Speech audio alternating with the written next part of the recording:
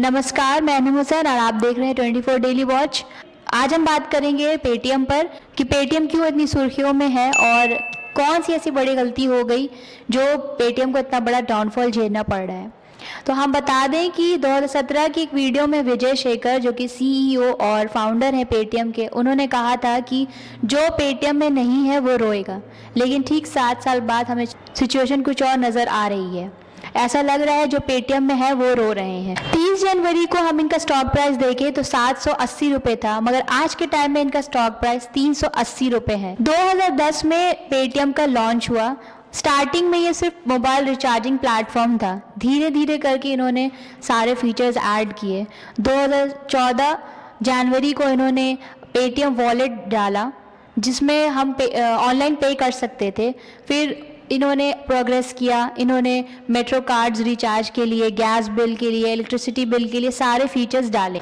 लेकिन देखा जाए तो इनका प्रोग्रेस असल में 8 नवंबर 2016 जिस दिन डीमोनेटाइजेशन का ऐलान हुआ उस दिन से स्टार्ट हुआ है। विजय शेखर ने इस मौके का अच्छा फ़ायदा उठाया। उन्होंने फ़ौरन 10,000 से भी ज़्यादा एजेंट्स को हायर किए और लोगों को इसके बारे में बताने को कहा, QR कोड्स को डिस्ट्रीब्यूट करने को कहा और दुकानदारों से कहा कि आप पेटीएम यूज़ करें। इसके बाद पेटीएम को काफ़ी सारे क्रिटिसिज्म झेलने को मिला, जैसे कि लोगों ने कहा कि ऐसे तो ये लोग बहुत देशभक्त बनते हैं लेकिन अंदर ही अंदर ये लोग चाइना से फंडिंग ले रहे हैं। इसके बाद विजय शेखर ने अपने स्टेक कम कर दिए। उनके हाथों में 2023 में 10% आया और बाकी 13.5% अभी भी चाइना के हाथ में है। 2018 में पेटीएम पेमेंट बैंक लॉन्च होता है और सबसे बड़ा रीज़न पेटीएम के डाउनफॉल होने का यही है। RBI, reserve bank of India, जो कि वर्ल्ड का सेंट्रल बैंक है, ये मॉनेटरी पॉलिसी बनाता है और पैसे छापने का भी काम यही है। देश में कई सारे बैंक्स हैं और फाइनेंशियल इंस्टीट्यूशंस हैं, उनको RBI की गाइडलाइंस और रूल्स के अनुसार काम करना होता है। लेकिन पेटीएम ने कुछ उसका उल्टा किया, इसीलिए उन्हें आज इतनी बड़ी सज़ा मिली। और इन्हीं रूल्स और गाइडलाइंस को फॉलो ना करते हुए RBI ने 31 जनवरी 2024 को पेटीएम पर ऑपरेशनल रेस्ट्रिक्शंस लगा दी हैं। उन्होंने ये भी कहा है कि बार बार रूल्स को वायलेट कर रहे थे, इसी वजह से उन पर रोक लगाई गई है। 29 फरवरी 2024 पेटीएम पेमेंट बैंक में कोई डिपॉजिट एक्सेप्ट नहीं होगी, कोई न्यू अकाउंट ऑन बोर्डिंग नहीं होगी। नॉडल अकाउंट जो बने हैं वो 15 मार्च 2024 से पहले बंद होने चाहिए। नॉडल अकाउंट वो होते हैं जो ई-कॉमर्स और ऑनलाइन सर्विस बिजनेस यूज़ करते हैं। 29 फरवरी से पहले जितने भी पेटीएम वॉलेट हैं वो सारे पैसे आप यूज़ कर लीजिए और उसके बाद कोई भी डिपॉजिट एक्सेप्ट नहीं होगी। ऐसा नहीं है कि RBI ने ये फैसला एक झटके में लिया है, पेटीएम को कई सालों से वार्निंग दी जा रही थी। नवंबर 2017 में पेटीएम पेमेंट बैंक लॉन्च होता है और जून 2018 में पहली वार्निंग मिलती है। एक ऑडिट में ये भी पाया गया है कि पेटीएम ने एंटी मनी लॉन्ड्रिंग रेगुलेशंस को फॉलो नहीं किया था। कस्टमर्स की जो आइडेंटिटी थी वो ध्यान से उसको वेरीफाई नहीं करते थे। KYC, जिसे हम नो योर कस्टमर कहते हैं, उसकी कंप्लाइंस वो ध्यान से नहीं देख रहे थे।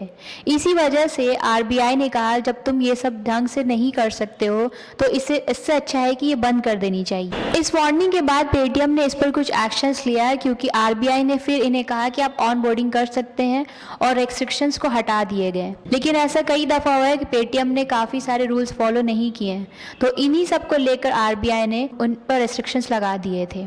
इन पर 2 बार रेस्ट्रिक्शंस लगे, 2 बार फाइन देना पड़ा। RBI को लगा कि इस बार ये ढंग से काम करेंगे, कस्टमर्स को वेरीफाई करेंगे, लेकिन पेटीएम ने इस बात को सीरियसली नहीं लिया। इन्हीं सब को देखने के बाद 31 जनवरी 2024 को RBI ने अनाउंसमेंट की कि जब ये सब आपसे फॉलो नहीं हो रहा है तो बंद करो इन सबको। इसी अनाउंसमेंट के बाद काफ़ी सारे लोगों ने जो इसमें पैसे इन्वेस्ट किए थे उन्होंने अपने पैसे वापस निकाल लिए और उसके बाद पेटीएम का स्टॉक बहुत बुरी तरीके से क्रैश हुआ। इसके बाद लोगों में एक हड़कंप मची रही। लोगों को काम डाउन करने के लिए पेटीएम ने अपने सोशल मीडिया अकाउंट पर पोस्ट किया कि ऐसा कुछ नहीं बिगड़ा है। और 2 फरवरी विजय शेखर ने भी अपने सोशल मीडिया अकाउंट पर एक ट्वीट किया। उन्होंने अपने ट्वीट में ये कहा, to every Paytmer, your favourite app is working, will keep working beyond 29 फरवरी एज वेल।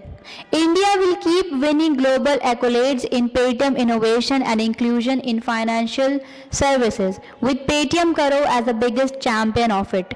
तो हम देख सकते हैं बार बार इंडिया का नाम लेकर पेटीएम को पीछे छुपाया जा रहा है। कंपनी में जो एम्प्लॉयज काम कर रहे हैं उनको अभी क्लैरिटी नहीं है कि आगे क्या होने वाला है।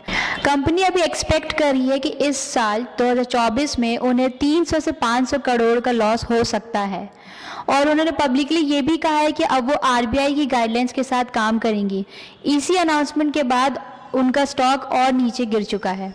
अब लोगों को कन्विंस करना एक बहुत बड़ा चैलेंज बन चुका है पेटीएम के लिए। लोगों को कन्विंस करने की बात तो दूर है, सबसे पहले उन्हें आरबीआई को कन्विंस करने की ज़रूरत है, जो कि सबसे बड़ा काम है। एक उम्मीद की किरण ये भी हो सकती है कि दूसरी कंपनी आकर इनका पेटीएम वॉलेट खरीद ले, लेकिन ऐसी सेल करने के लिए आरबीआई की अप्रूवल की ज़रूरत होती है।